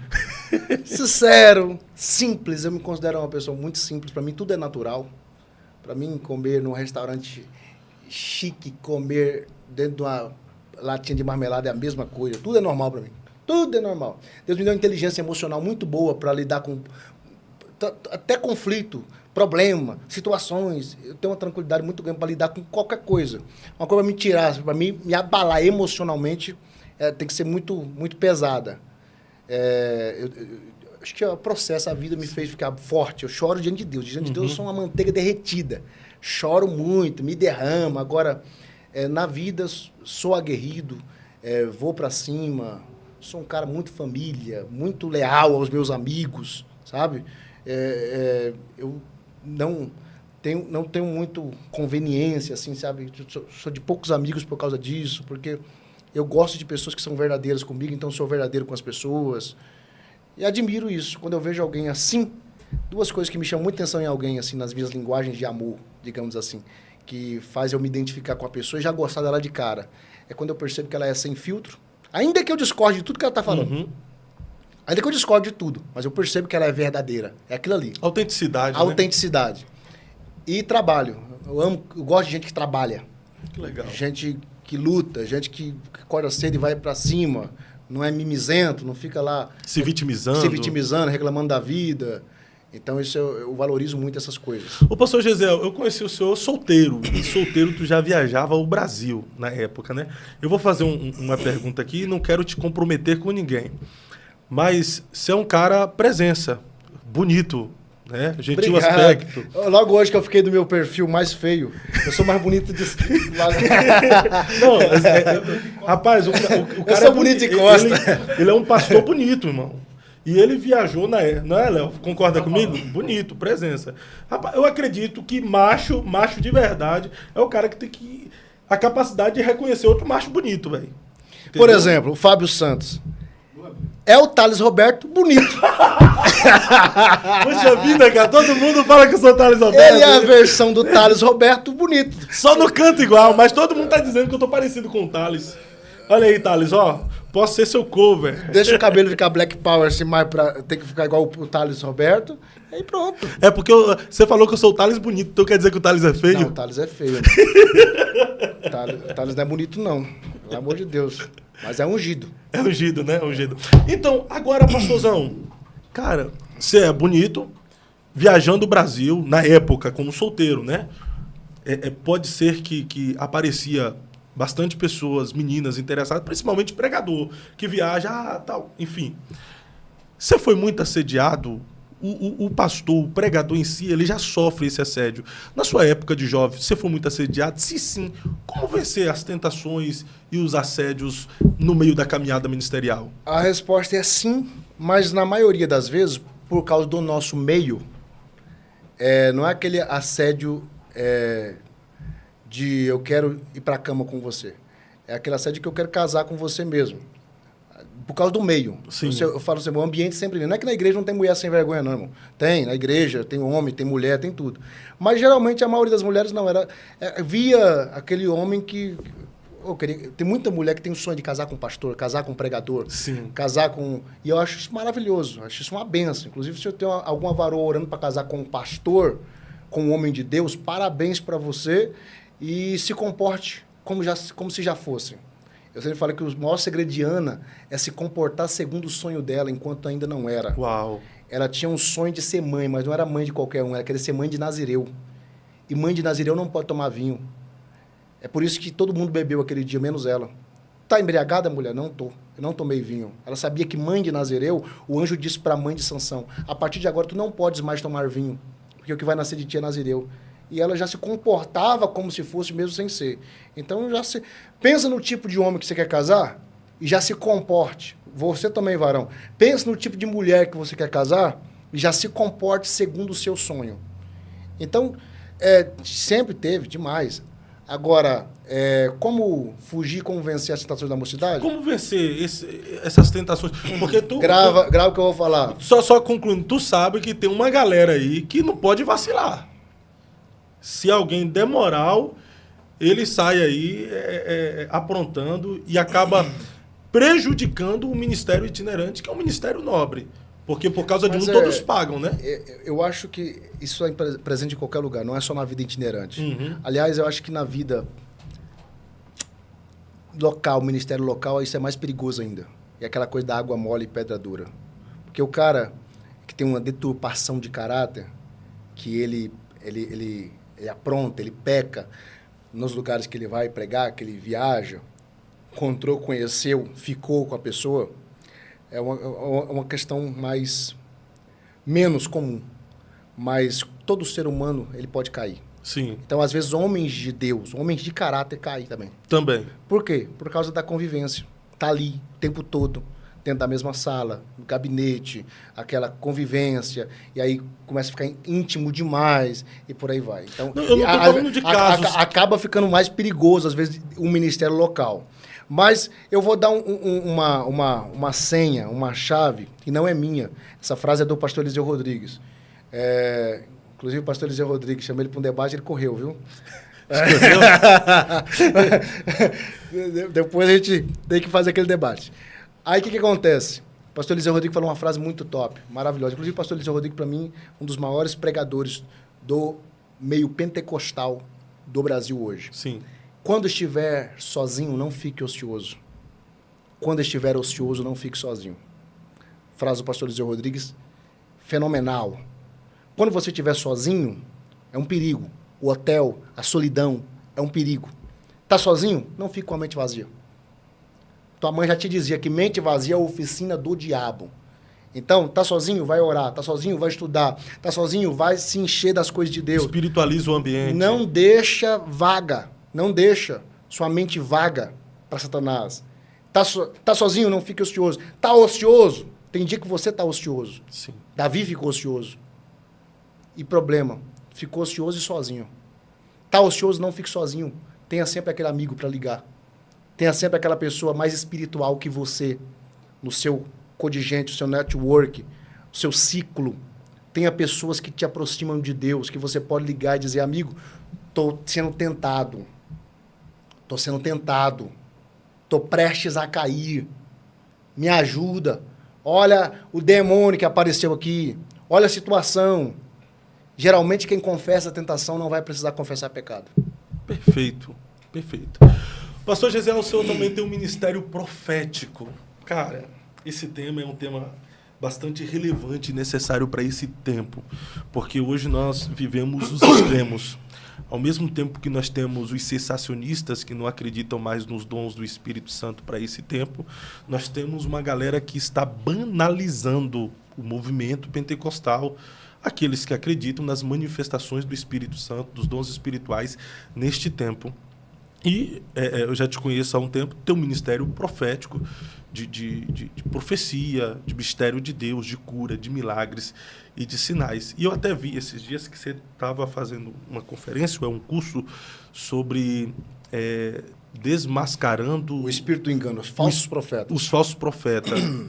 Como conhecer um verdadeiro profeta e como também conhecer um falso profeta? É porque como o falso profeta, ele já está obstinado, não dá mais para instruí-lo, geralmente ele já está obstinado, ele nem se arrepende mais, a mente dele já está cauterizada. Talvez Deus já quer matá-lo, por isso que ele não consegue se arrepender. O falso profeta, ele é falso de forma voluntária ou porque nele já habita um espírito de engano? As duas coisas. Uma coisa chama a outra. Um abismo chama o outro. Então, o que acontece? Como esses caras não têm temor, a gente tem que instruir a igreja. Para que a igreja não caia nesse conto. Por quê? Acredite, vai ser julgado por Deus quem enganou, mas também vai ser julgado quem foi enganado. Ah, pastor, mas eu fui enganado. Por que será que você foi enganado? É porque eu não conhecia. Por que não conhecia? Porque tem gente que usa... Ah, Deus não leva em conta o tempo da ignorância. Irmão, esse texto é tirado de um contexto para virar um pretexto para você não estudar. Porque senão fica muito fácil. Se Deus não leva em conta o tempo da ignorância, eu não vou ser julgado pelo que eu não sei. Então, é só não saber. Saber para quê? Se eu souber, isso vai vir contra mim. Então, é melhor não saber. Não, não é isso que está escrito. Está escrito assim, ó. Aquele que soube a vontade do seu Senhor e não a fez, recebeu muitos açoites. Aquele que não soube e por conta disso não fez porque não sabia, também recebeu açoites. Porém, a quem muito é dado, muito será cobrado. Sim. É assim que está escrito na Bíblia. O próprio Deus falou assim para Moisés, Moisés, diga para o povo que aquele que quebrar um desses mandamentos, ainda que não saiba, será culpado e levará sobre si o seu pecado. Então, a Bíblia diz que o povo dele é destruído exatamente por falta de conhecimento. Então, se a falta de conhecimento não influenciasse nada na sua vida, Deus não permitiria que o povo fosse destruído. Eles não sabiam. O que você não sabe te cobrará um alto preço. O que você sabe e não faz vai te cobrar um preço muito caro também. Mas aquilo que você não sabe vai te cobrar um preço muito caro. Então, como é que eu identifico o falso? Eu sempre falo, hoje nós estamos cheios de revelador no Brasil. Não é de profeta. Profeta é uma coisa, revelador é outra coisa. E assim, Fábio, eu venho de uma escola, eu chamo assim uma escola profética, que é a escola da minha mãe. da minha avó. O manto da revelação que estava sobre a minha avó, que passou para minha mãe, que se falar, vai morrer, você pode comprar o caixão, e passou para mim. A primeira visão que eu tive, eu tinha 5 anos de idade. Primeira vez que eu vi o mundo espiritual. De lá para cá, meu olho espiritual nunca mais se fechou. Então, eu tenho visão todos os dias. A maioria das visões que eu tenho, eu não conto. Então, o pessoal acha que eu sou louco. Mas eu vejo o mundo espiritual como eu vejo o mundo natural. O que acontece?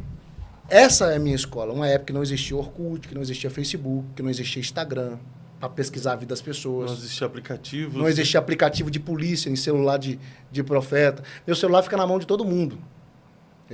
Irmão, deixa eu explicar uma coisa para vocês. Preste atenção. Uma das características do falso profeta, ele não depõe os outros. Começa por aí. Ele não vai jogar contra o time dele. Então, ele jamais fala dessas coisas. Então, existem pessoas, os reveladores.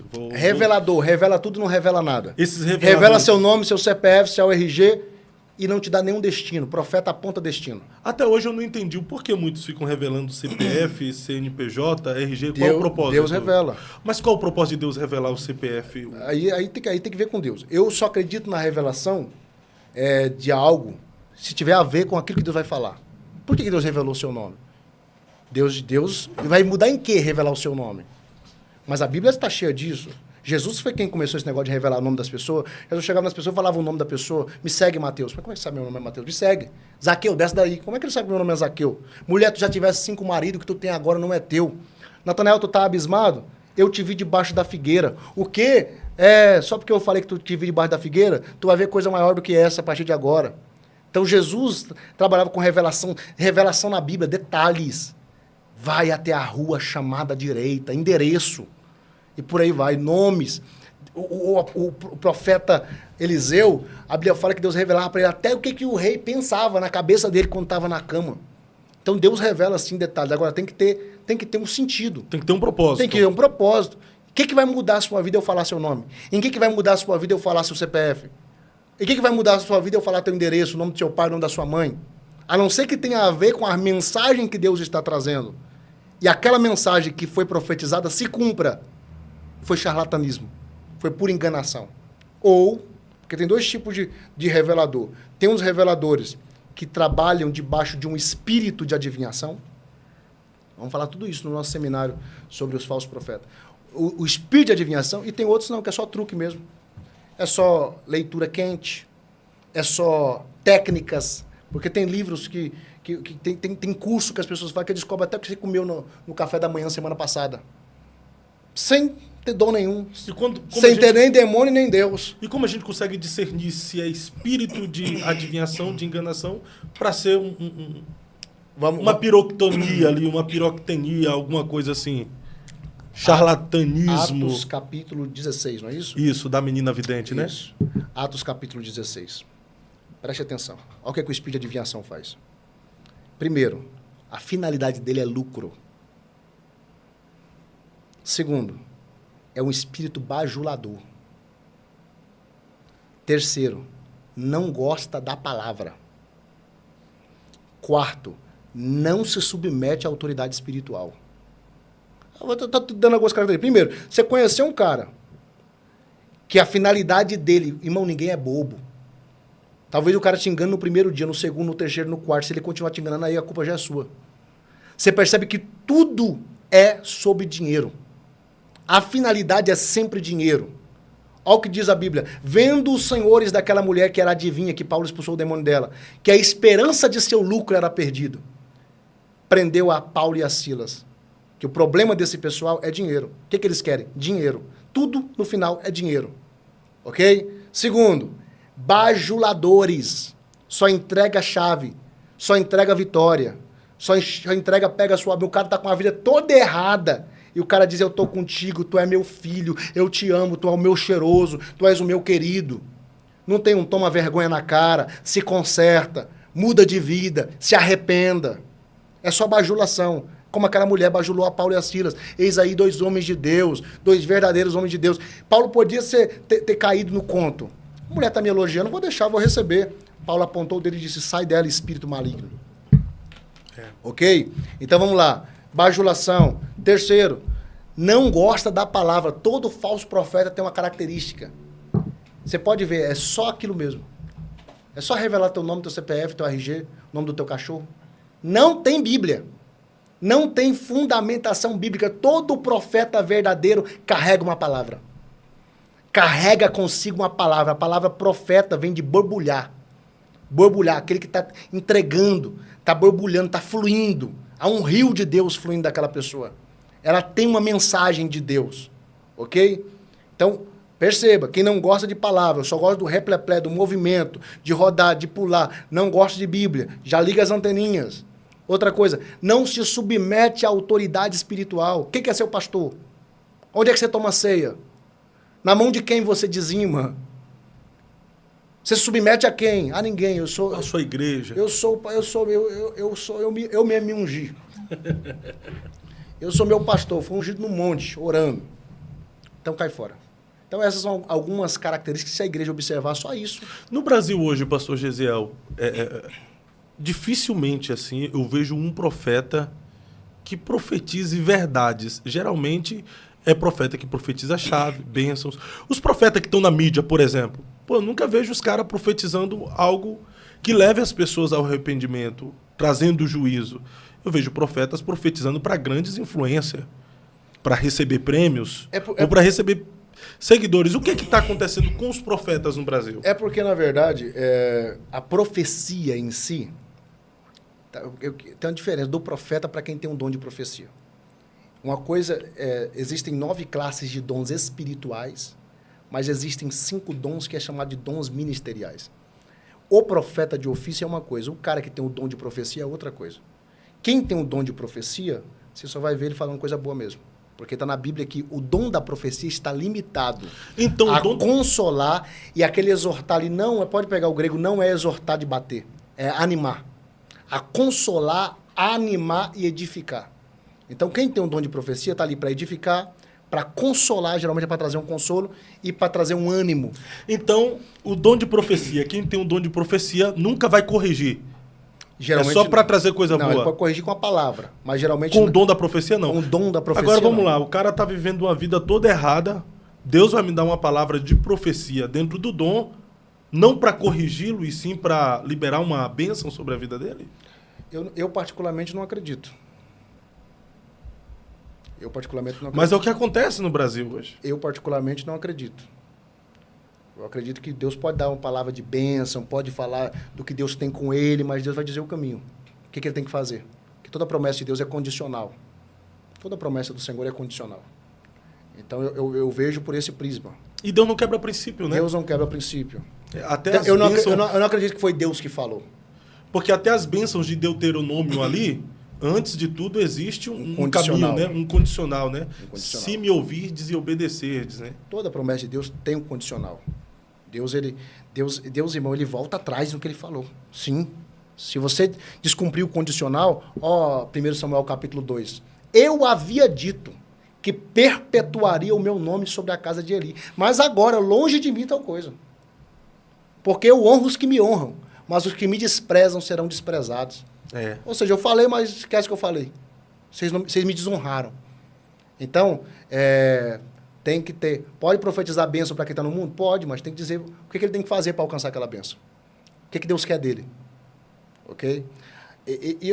Eu falo assim, hoje eu estou muito mais interessado, hoje não, cada vez mais interessado em entregar para quem me ouve a mensagem, a direção de Deus. A minha esposa sabe, eu vivo esse conflito. Por quê?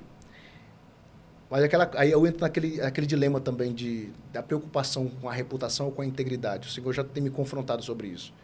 Eu cheguei a tomar uma decisão de nunca mais revelar um nome. Quando mesmo que Deus me mostrasse o nome de alguém, eu não ia falar mais. Por medo de ser confundido com esses aí. Tá cheio, irmão. Ninguém é idiota. É porque se existem os falsos, existem os verdadeiros, né? Meu irmão, você já viu um tempo no Brasil onde tem tanto revelador de nome? Nunca na minha vida. Todo mundo revela nome. Todo mundo revela tudo. Meu Deus. O cara não ora, o cara não jejua. O cara, você só vê foto do cara no cinema, no shopping, na praia. Porque o profeta da minha época vivia no monte, vivia trancado no quarto. Pagava o preço. A minha avó orava 2, 3 horas por dia. Minha mãe tem calo no joelho, aquele cascão no joelho. Essa é a escola que eu vim. Aí hoje, do nada, aparece um monte de menino revelando tudo. E eu falei, cara, eu também sou jovem. E o povo não é idiota. O povo vai ligar as anteninhas, e é para ligar mesmo. Que isso é charlatanismo. Que a maioria... Cuidado, irmão. Vou falar uma coisa para você. Pastor, quando eu ficar em dúvida, o que eu faço? Fica quieto. Fala nada. Vai que é Deus. Se você não tem o dom de discernir espíritos, fica calado, porque você pode correr um risco de falar contra o Espírito Santo. Cometer um pecado sem perdão e por aí vai. Blasfemar contra o Espírito Santo. Agora, um dos principais dons que a igreja parou de buscar e deveria buscar é esse. Discernir. Dom de discernimento de espírito. Ok? Outra coisa, prova a profecia do cara. Para de julgar os profetas, irmãos. Para de julgar quem está falando, quem está profetizando, quem está pregando. Para. Sinceramente, eu sei que talvez alguém pode discordar de mim, mas já vi tantos pastores falando, aqui para eu trazer na minha igreja, eu vejo a vida do cara, eu pesquiso, eu falo, oi, pastor, larga de ser bobo, larga de ser inocente. O senhor não vai conseguir saber da vida de ninguém assim, não.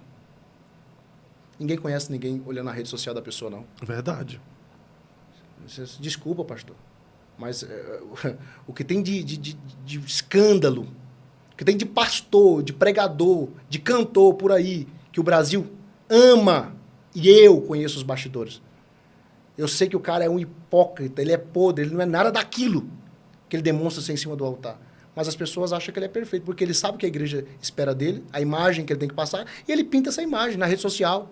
A irmã nem base passa, nem uma unha clarinha ela não pinta, porque ela tem que estar no padrão que a igreja quer. Parece que a igreja está se importando só com aquilo que os olhos podem ver. E não quer nem saber quem é a pessoa de verdade. Então, acredite, meu conselho para os pastores é para de ficar julgando as pessoas e comece a julgar o que elas falam. Prove as profecias. O teor, né? Coloca no crivo da palavra tudo que o cara pregou e tudo que o cara profetizou. Profetizou fora da Bíblia. Profetizou algo que vai contra a palavra. Seja anátema a profecia desse cara.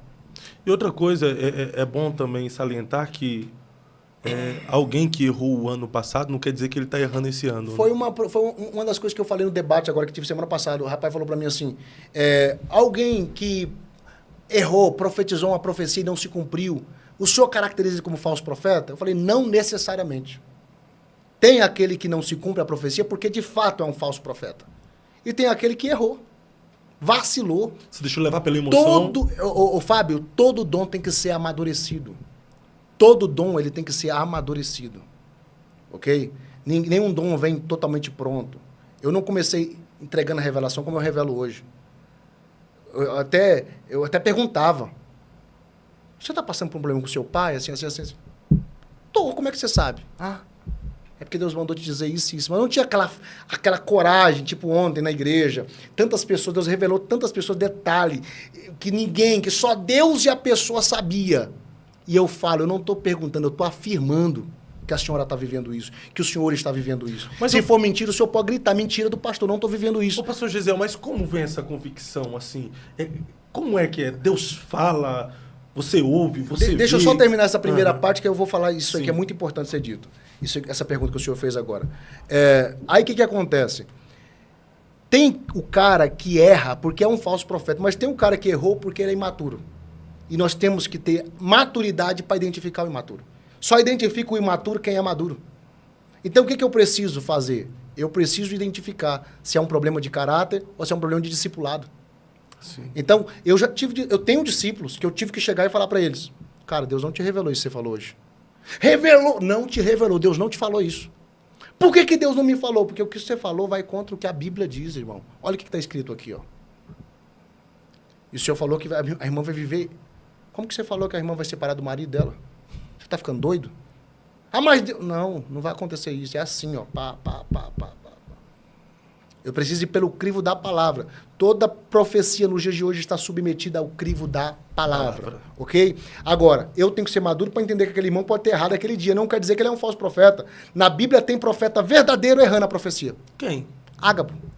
Ágabo profetizou para o apóstolo Paulo que se ele fosse fazer aquela viagem, ele seria preso por um povo e ele foi preso por outro povo.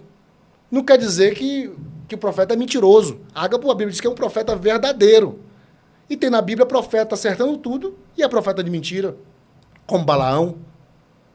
Acertou tudo. O que disse o homem é homem de Deus não é se ele acertou sua vida não, meu irmão. Tem aqueles profetas que estavam profetizando para Micaías ir para a guerra, que estava tudo bem. Ele vai, Micaías fala que ele ia morrer, ou seja, Micaías contraria todos os outros profetas. Então, o que vai dizer se o homem é homem de Deus tem que ser duas coisas. Uma coisa só não é suficiente. Homem de Deus é o maior título que alguém podia receber no Antigo Testamento. 1 Samuel capítulo 9. Há nessa cidade um homem de Deus. Hoje a gente chama de homem de Deus qualquer um que é crente. Homem de Deus na Bíblia não é qualquer um. Homem de Deus na Bíblia tem que ter essas duas características. Primeiro, homem honrado é. Então, o homem de Deus tem que ter essa primeira característica. Homem honrado, compra e paga, promete e cumpre. Marido de uma mulher só, e por aí vai. Segundo, tudo que ele profetiza se cumpre infalivelmente. Então, tem que ter esse amadurecimento e essa junção dessas duas coisas para você dizer, é homem de Deus. Perfeito. Ok? E aí você tem que identificar se o cara errou porque ele está amadurecendo ou se porque ele é um falso profeta mesmo. E discipulá-lo, instruí-lo. Se ele tiver o coração ensinável, ele pode crescer. Eu já vi gente errando, mas eu identifiquei que ali... Porque quem tem, sabe quem tem. E tem que ter paciência também. Eu falei, se esse cara andar comigo, se esse camarada andar comigo 1 ano, ele vai voar. Porque eu já sabia que tinha ali dentro a essência. Tinha, de fato, um chamado. Agora, você perguntou, como é que tem convicção? Como tem convicção? Como é que você sabe? Você ouve? Como é que se recebe uma palavra de Deus para alguém? Como que tem convicção? Vamos lá. Lembrando que não tem forma, tá? Uhum. Deus não tem forma, Deus tem formas. Uma coisa muito... que as pessoas relutam em entender. Nós só temos uma maneira para falar com Deus. Deus tem inúmeras para falar conosco. Então, cada profeta vai ter... o sinal, a forma que Deus usa ele, a forma que Deus fala com ele. Mas acho que todos têm em comum. O que é a revelação?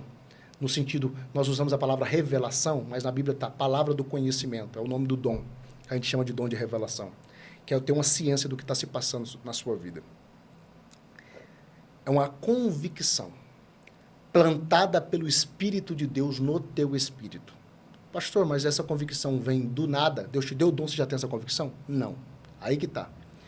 Se a sua mulher me chamar ali fora, Pastor Gesiel, eu vou ter que ir lá para saber quem foi que me chamou.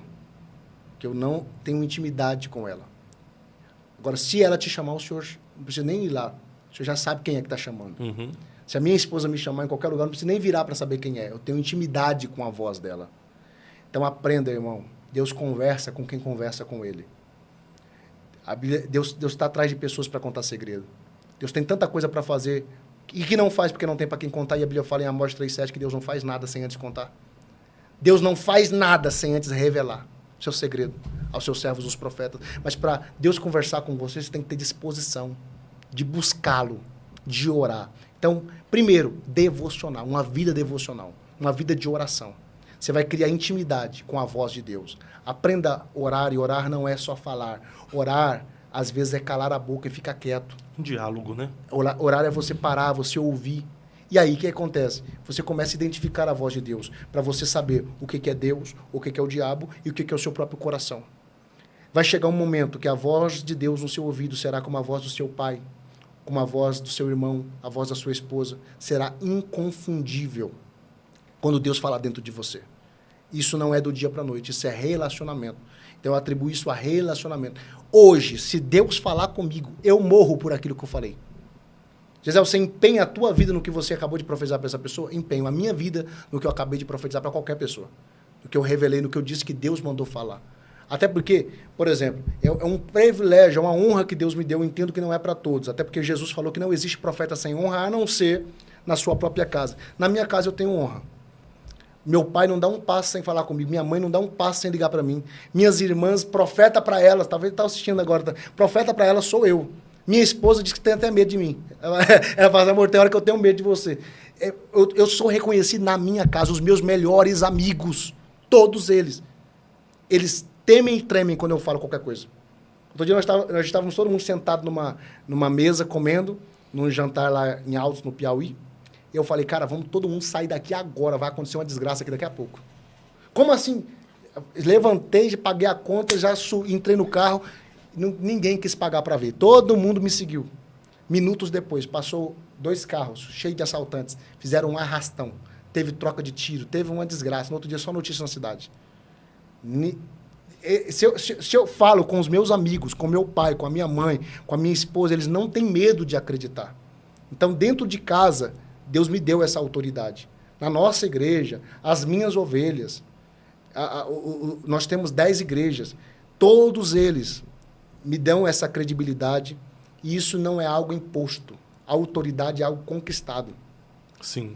Ok? Então, eu falo assim, aí a pessoa fala, pastor, e como que eu, até chegar nesse nível de ter convicção, o que eu faço? Porque eu preciso entregar, tem que entregar, varão. Porque a prática vai levar à perfeição. A prática. Quer pregar bem? Prega muito. Prega até a inauguração de pé de manga. Pregue. Pregue no ciclo de oração, pregue na tarde da bênção, pregue. Pregue na rua, pregue na praça. Tem que pregar. Agora, se você tem um dom profético, você tem que entregar também. Você tem que aprender a se permitir.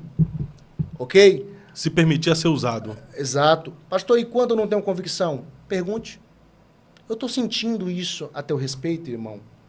Pode ser coisa da minha cabeça. Se for, o senhor filtra. Não me julgue. Mas se for de Deus, me fale também, que eu estou adquirindo experiência. Deus começou a falar comigo. Samuel não conhecia a voz de Deus. Deus falou com ele, ele não sabia que voz era aquela. Ele teve que ter o quê? Instrução. Então, busque instrução. Outra coisa, caminhe com pessoas que têm o dom. Caminhe com pessoas que já fluem no dom que você está começando a manifestar. E isso vai se desenvolver na sua vida. Perfeito, excelente mesmo. Pastor Gisel, a gente vai caminhar para o final e eu gostaria de ter o senhor aqui outras vezes para a gente dar continuidade a esse bate-papo. Amém. Infelizmente, o nosso tempo é muito curto hoje. Passou rápido, hein? Passou muito rápido, mas aqui nesse nosso bate-papo, eu vou fazer 2 perguntas em uma. Você vai responder uma e eu já faço outra. Qual pergunta que tu gostaria de responder, mas eu não te fiz? Qual pergunta eu gostaria de... Ixi, rapaz. Qual pergunta? Eu acho que eu não vou saber te responder essa. Eu não vim pensando numa pergunta que você fosse me fazer. Na vida, qual pergunta você gostaria de responder, mas nunca te fizeram? Uma pergunta que sempre me fazem, eu amo respondê-la.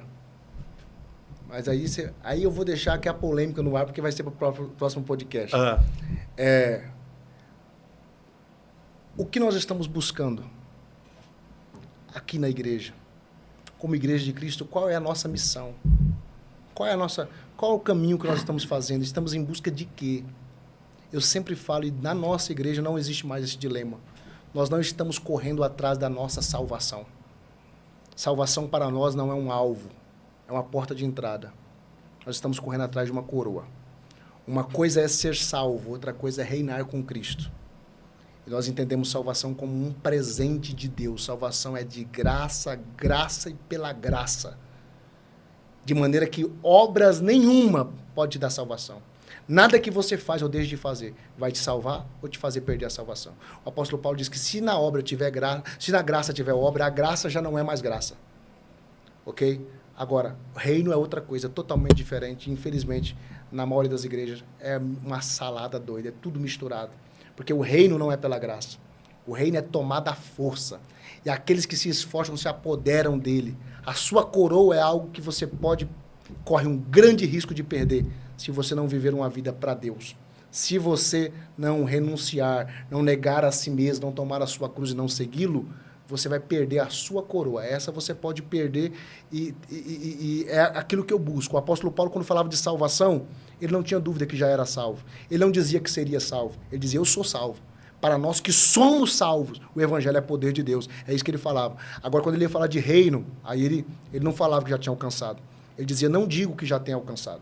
Mas uma coisa eu faço, esquecendo-me das coisas que para trás ficam, eu sigo para aquelas que estão adiante de mim em busca do prêmio. Esse é o prêmio, é disso que eu estou falando. O que é o prêmio para nós? Mercenários, como diz a recompensa, né? A recompensa. O prêmio para nós é a coroa da vida, que foi preparado Não somente para Paulo, como ele falou no final de sua vida, mas para todos aqueles que amam a sua vinda. Porque tem dois tipos de crente. Aqueles que quando fala Jesus está voltando, ele faz até o sinal da cruz, ele se benze todinho. Ô Jesus, não volta agora não, pelo amor de Deus, que minha vida está toda... E tem aquele que quando você fala Jesus está voltando, ele fala Maranata. Vem ligeiro, Jesus. Esse é aquele que ama a sua vinda. Perfeito. Pastorzão, você é bem novo, 28 anos de idade, mas tem um ministério extraordinário. E quem é chamado por Deus para o ministério, ele já sofre e por muitas vezes é incompreendido. Ainda mais um ministério que acompanha o profético, sinais, milagres e maravilhas. Eu acredito que você já foi chamado de tantos adjetivos pejorativos por causa da sua chamada. Como lidar com o descrédito, com a compreensão, com a rejeição, com o desprezo em meio à sua jornada de fé? Não se justifique. Deixe os seus frutos falarem por você. Jesus foi chamado de endemoniado, irmão. Quem é você para querer ser benquisto por todos? Jesus, ele foi chamado de filho do diabo, que expulsava demônio por Beelzebul. Mas deixe os seus frutos falarem. A pessoa entra no meu Instagram, se você entra no meu Instagram, Gesiel Dias Oficial, você vai ver um monte de paralítico andando, um monte de cego enxergando, um monte de surdo ouvindo, milhares de almas. Nós fomos na Bolívia há algum tempo atrás, numa noite Jesus salvou mais de 1000 almas. Você vai ver coisas que eu falo, deixa isso aí falar. Você não precisa estar se justificando e se defendendo o tempo todo. Agradar todo mundo, você não vai agradar mesmo. Então, tenha convicção de quem você é em Deus. Só pode servir quem tem convicção de identidade. Quem não tem convicção de identidade tem dificuldade de servir. Olha o que diz o texto. Jesus, sabendo que vinha do Pai, que voltaria para o Pai, e que o Pai havia colocado tudo debaixo dos seus pés, tirou a sua capa e vestiu uma toalha e começou a lavar os pés dos seus discípulos. Essa mensagem seria, tirando a capa para vestir a toalha. Porque capa na Bíblia representa ministério. Capa na Bíblia representa autoridade espiritual, unção, poder. E só pode tirar essa capa, o ministério do avental, só pode tirar essa capa e vestir um avental quem tem convicção de onde veio, de quem é e para onde vai. O texto diz, Jesus sabendo que vinha do Pai, que voltaria para o Pai, e que o Pai tinha colocado tudo debaixo dos seus pés. Ele pôde fazer isso, tirar sua capa, vestir um avental e lavar os pés dos seus discípulos. Só tem problema com servir quem tem disfunção, quem tem anomalia na sua identidade. Quem sabe quem é, meu irmão, não fica se defendendo, não defende o seu título, não tem problema de servir. Jesus disse que quer ser o maior no meu reino, sirva. Quem mais servir aqui que vai ser o maior. Jesus foi lá e fez, lavou os pés dos seus apóstolos e disse, vocês viram o que eu fiz? Ele fez de propósito, de forma intencional. Vocês viram o que eu acabei de fazer? Vimos. Vão lá e façam o mesmo. Uau, perfeito. O que é a vida? A vida é uma aventura. A vida é uma oportunidade única que Deus te deu para decidir a tua eternidade. A vida é sobre isso.